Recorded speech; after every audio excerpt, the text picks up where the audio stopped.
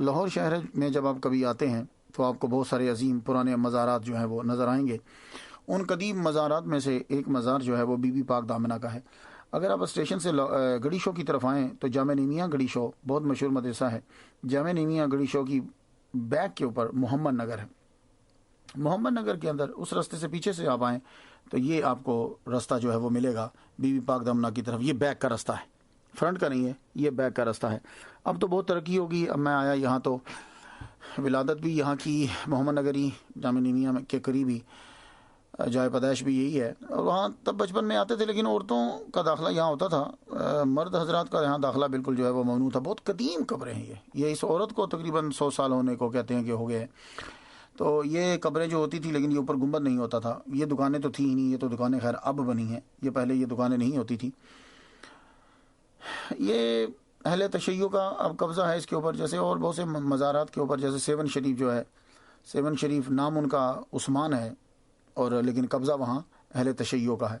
اور پھر ظاہر ہے کہ جس کا قبضہ ہوتا ہے وہ پھر ان کی اپنی روایات جو ہیں, رسمیں جو ہیں وہ یہی ہوتی ہیں, اور لوگ جو ہیں وہ پھر اعتراض کرتے ہیں کہ شاید مزارات کے اوپر جو ہے وہ ایسی ہی رسمیں ہوتی ہیں, اور مزارات کو جو تسلیم کرتے ہیں مانتے ہیں وہ بھی شاید یہی کرتے ہیں. لیکن نہیں, یہ جو بی بی پاک دامنہ ہے, یہاں صرف 6 عورتوں کی ہی قبریں نہیں ہیں, بلکہ اور بھی بڑے بڑے بزرگوں کی یہاں قبریں ہیں, اور ان کا نام زیادہ تر جو ہے وہ نہیں لیا جاتا.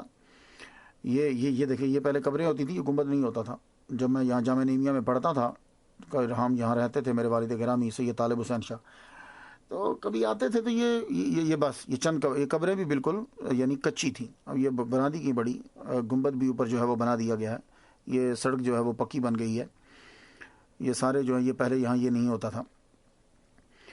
تو یہ دیکھیے, یہ بازار بھی جو ہے نا وہ اتنا بھرا ہوا نہیں ہوتا تھا. چند کچھ پھول وال تھوڑے سے پھول ہوتے تھے, کوئی تسبیحیں, ایک اکا دکا 2-3 دکانیں ہوتی تھی. اب تو یہ پورا بازار, یہ فرنٹ کا بازار ہے, یہ سارا بھرا ہوا ہے. اور چونکہ اہل تشیع کا جو ہے وہ قبضہ ہے, زیادہ تر وہ لوگ آتے ہیں, تو اس لیے آپ کو یہاں حضرت عباس کا ہاتھ جو ہے وہ نظر آئیں گے. اور اس کے علاوہ انہی کی سے ریلیٹڈ جو ہیں وہ کچھ چیزیں یہاں نظر آتی ہیں. تسبیح ہوتی ہیں, مخانے ہوتے ہیں جن کو بانٹا جاتا ہے. یہاں چادریں ہوتی ہیں کہ جو ڈالی جاتی ہیں, ان چادروں کے اوپر جو ہے قل اعوذ برب الفلق, قل اعوذ برب الناس کلمہ لکھا ہوتا ہے, سورہ فاتحہ الحمدللہ جو ہے وہ لکھی ہوتی ہے. یہ ہے فرنٹ گیٹ بی بی پاک دامنہ کا. فرنٹ گیٹ ہے. پہلے تو یہ چیکنگ نہیں ہوتی تھی. خیر, یہ مرد آپ کو نظر آ رہے ہیں.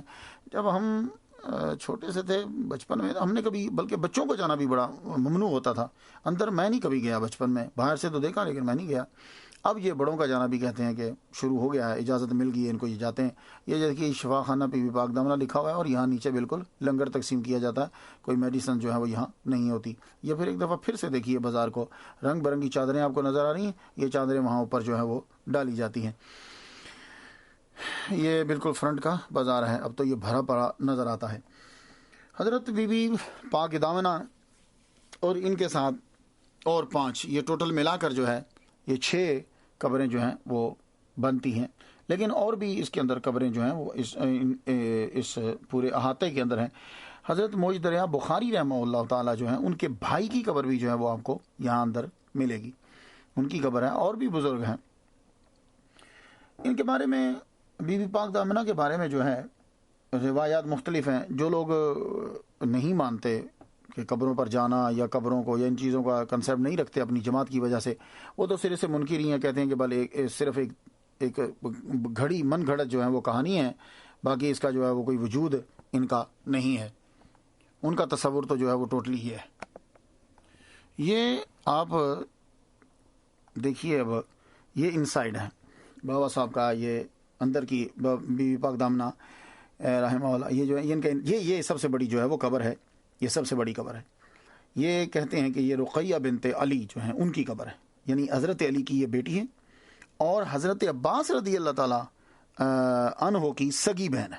یہ ہے ایک بات. اور یہ جو قبریں آپ کو نظر آ رہی ہیں, یہ دیکھ رہے ہیں آپ, یہ کہتے ہیں کہ یہ مسلم بن عقیل کی رضی اللہ تعالیٰ عنہ ان کی بیٹیاں 1 2 3.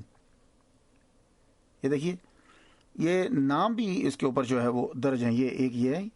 ایک یہ قبر حضرت تاج بی بی, یہ دیکھیں مسلم بن عقیل کی کہہ رہے ہیں کہ یہ, اور یہ حضرت سیدہ نور بی بی, یہ کہتے ہیں کہ یہ ہمشیرہ ہیں.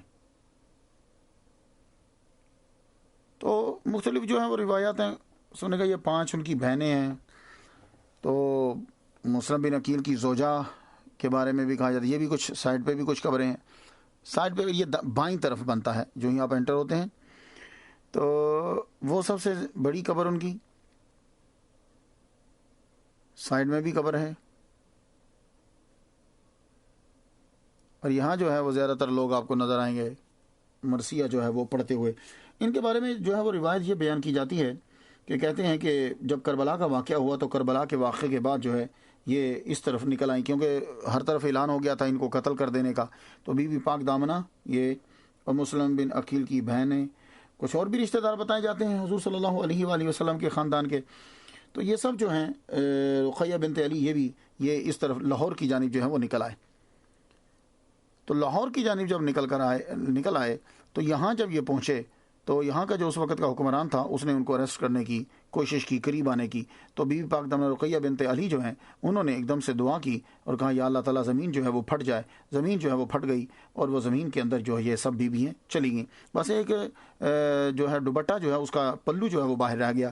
جب وہ فوجی پکڑنے کے لیے قریب آئے زمین تو وہ قریب آیا تو جو ہی وہ پلو کو پکڑنے لگا تو کہتے ہیں کہ پلو بھی جو ہے وہ سرک کر جو ہے وہ زمین کے اندر جو ہے وہ چلا گیا. اس لیے آپ کو بی بی پاک دامنہ جو ہے وہ کہا جاتا ہے. یہاں چونکہ اہل تشیع جو ہے اور اس کے بعد جو ہے وہ یہ روایت کی جاتی ہے کہ جو حاکم تھا لاہور کا اس دور کا، اس کے بیٹے نے جب یہ چیز دیکھی تو اس نے ان کے بارے میں جاننا چاہا. تو کہیں سے اس کو خبر جو ہے وہ مل گئی. خبر جب اسے ملی تو اسلام کے بارے میں، تو اسلام کے متعلق جب اسے ملا اس نے کلمہ جو ہے وہ پڑھ لیا اور یہیں وہ بیٹھ گیا اسی جگہ کے اوپر. پھر اسی نے یہ ساری ان کی قبر بنائی. تو یہ کہتے ہیں کہ روایات جو ہے وہ چلتی آ رہی. گارڈ نوز بیٹر، اللہ بہتر جانتا ہے. یہ وہ چیزیں ہیں کہ